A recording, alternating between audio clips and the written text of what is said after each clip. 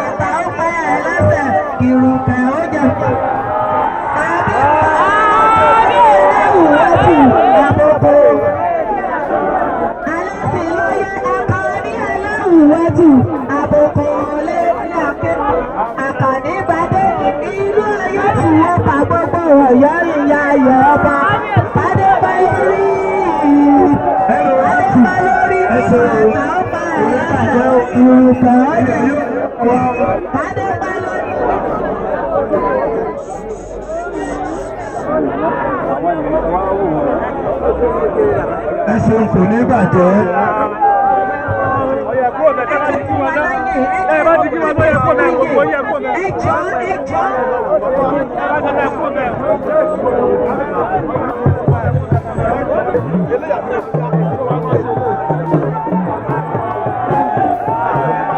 Káyọ̀dé ikú bàbá èyí aláṣẹ kẹjọ làwọn gẹ́gẹ́ ló ṣàkárò lé.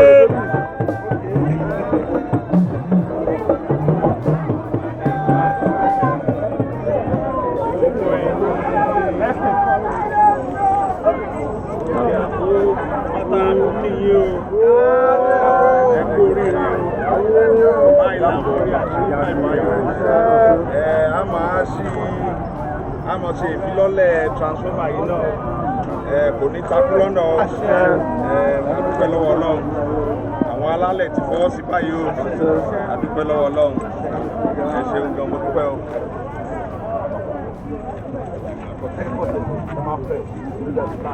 Àkànní ọ̀sà máa kó gbìn èrú mọ̀lẹ̀ tí ń gbé láàfin. Wọ́n ní ẹ jẹ́ kí iná náà ó tàn. Aláàfin ní mọ̀lẹ́ dé kókó kan parada. Kábíyèsí kú bàbá yèyé. Wọ́n ka mẹ́ta báyìí o 3, 2, 1.